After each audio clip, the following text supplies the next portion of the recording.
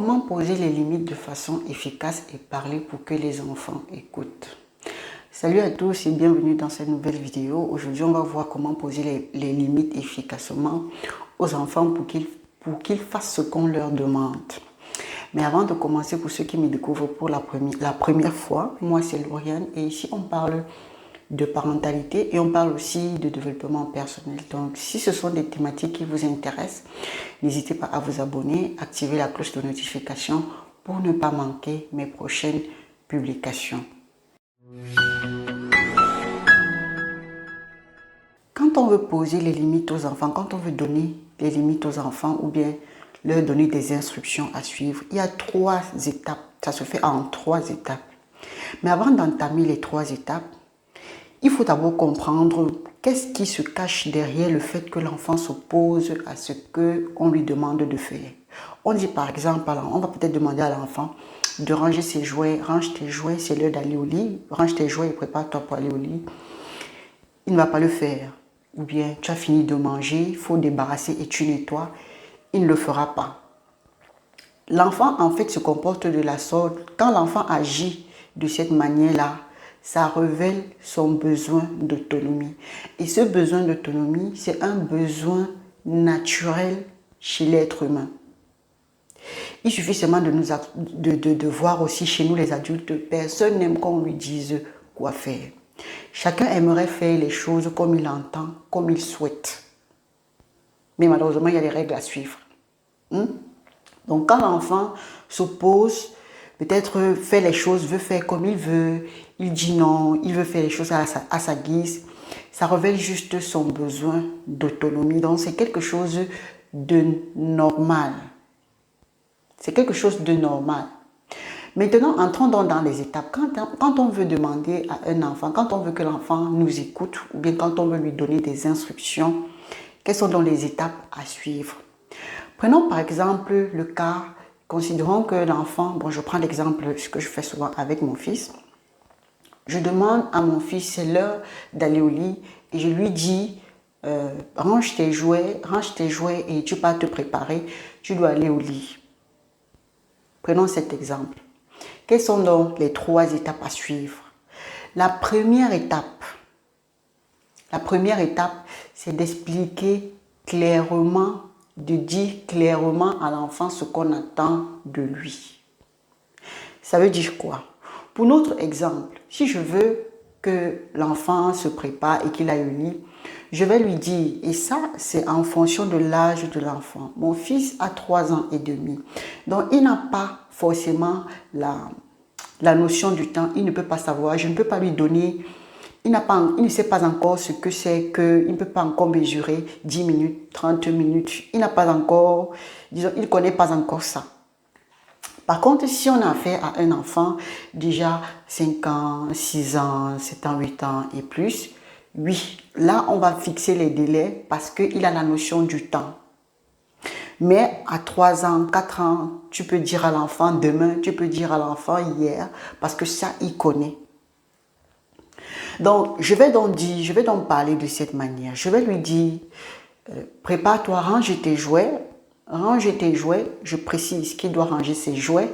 Je vais lui dire d'aller laver les dents, je vais lui dire de peut-être mettre sa couche, parce que c'est l'heure d'aller au lit. Je vais détailler tout ce qu'il y a à faire, expliquer clairement ce qu'on attend de lui. Pour mon cas, pour le cas de mon fils, je ne mets pas le délai. Mais si vous avez des enfants qui sont grands, il faut préciser les délais.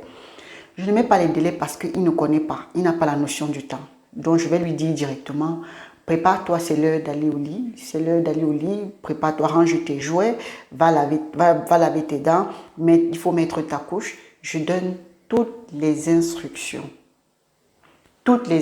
de façon détaillée de ce qu'il doit faire. Ça, c'est la première étape. Une fois qu'on a donné les instructions claires à l'enfant et on lui a laissé le temps de faire ce qu'on lui a demandé, on vient contrôler et on se rend compte qu'il n'a pas fait ce qu'on lui a demandé. On passe à la deuxième étape. On lui donne des choix avec des conséquences. Par exemple, quand je demande à mon fils de ranger ses jouets, il va perdre un peu de temps et il ne le fait pas. Ou alors, il peut même me dire, je ne veux pas, moi je suis fatigué. Je vais lui dire, je vais lui poser des choix. Je vais lui dire, alors, ou tu ranges tes jouets, ou alors je les range moi-même. Mais si je les range moi-même, je ne te les donne plus. Si je les range moi-même, je ne te les donne plus. Donc, ce qu'il faut d'abord savoir pour la conséquence, c'est que la conséquence doit être du côté du parent. Ça doit être, l'action doit être du côté du parent. C'est aux parents d'agir sur la conséquence. Dans mon cas, je prends les jouets et je ne te les donne plus. Ça peut être aussi, par exemple, demain, je ne te mets pas la télé. Ou bien demain, tu vas regarder moi la télé. Ou alors, je ne t'amène pas au parc. Voilà les conséquences, les exemples de conséquences efficaces. Les conséquences, c'est du côté du parent. C'est aux parents de poser l'action. C'est aux parents de poser l'action pour que la conséquence soit efficace. On ne va pas dire, on ne doit pas laisser l'enfant, on ne doit pas demander à l'enfant de faire quelque chose comme conséquence. Ça va seulement amener les conflits. Et parce qu'il peut s'opposer, il peut décider qu'il ne le fait pas. Donc, c'est aux parents d'agir. C'est aux parents d'agir.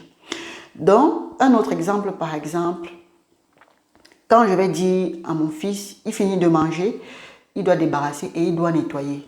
Parfois, il me dit, non, je ne veux pas nettoyer. Non, moi, je ne veux plus nettoyer, je suis fatigué. Il aime bien dire ça. Je suis fatigué. Je vais lui dire, bon, si moi je nettoie, après tu ne manges pas parce que si tu manges, il faut nettoyer. On ne peut pas rester dans la maison sale. Tu manges, si tu sais que tu veux manger encore, il faut nettoyer parce qu'on mange, quand on mange, on nettoie. Si tu veux pas nettoyer quand tu veux manger, alors tu ne manges pas. Et là, la plupart du temps, parce qu'il ne veut pas rester sans manger, il va aller nettoyer. Donc ça, c'est la deuxième étape. Les choix et les conséquences. On donne à l'enfant des choix et des conséquences. Bien évidemment, les conséquences, il faut connaître l'enfant, c'est adapter. Les choix que vous allez leur donner, il faut les adapter à leur personnalité, à ce qu'ils aiment, à ce qu'ils n'aiment pas. Bref, à comment vous devez les connaître, savoir ce qui leur plaît, avec quoi vous allez les coincer. La troisième et la dernière étape, vraiment peut-être même la plus difficile, c'est passer à l'action. Passer à l'action. Si je dis à l'enfant, range tes jouets, il ne range pas, je prends ses jouets, je garde, je ne lui donne plus. Si je lui ai dit, tu as fini de manger, nettoie s'il te plaît, il n'a pas nettoyé. Et si je lui ai dit que s'il ne nettoie pas, il ne va pas manger après, je ne lui donne pas à manger après. Passer à l'action. Il faut montrer à l'enfant que ce qu'on dit, on respecte notre parole. Il faut être ferme là-dessus. Ça, c'est très important. Et ça, c'est quelque chose qu'on apprend. Il faut rester flexible dessus parce que parfois, ça arrive que tu donnes des conséquences que peut-être tu ne peux pas agir. Vous savez, parfois, on veut effrayer. Tu dis quelque chose juste pour effrayer l'enfant. Mais quand tu dis ça pour l'effrayer, il ne cède pas. Et comme tu as dit ça juste pour l'effrayer, la conséquence, c'est que tu lui as dit, tu ne peux pas en réalité mettre ça en pratique. Du coup, il ne te prend pas au sérieux et ça devient une habitude. Donc, on doit s'entraîner à choisir, à leur donner des choix et des conséquences qu'on sait qu'on va appliquer. Je ne t'amène pas au parc et s'il ne le fait pas, on ne l'amène pas au parc. Je te donne, au lieu de manger le soir, je vais te donner une pomme. Le soir, au lieu de manger, on lui donne une pomme parce qu'il a mangé, il n'a pas nettoyé. Bref, vous avez compris. Respectez ce qu'on a dit. Passer à l'action pour la conséquence, pour la punition. On le punit. Et ça va les enseigner à être disciplinés. Et ils vont vous prendre au sérieux quand plus vous allez faire ce que vous dites. Plus ils vont vous prendre au sérieux quand vous allez leur donner des choix. Parce qu'ils savent que vous avez l'habitude de faire ce que vous leur dites. Voilà donc ce que j'avais à partager avec vous aujourd'hui. N'hésitez pas à me laisser, à liker la vidéo et à me laisser un commentaire et aussi à la partager à d'autres parents. Je vous donne rendez-vous à la prochaine fois. Ciao, ciao.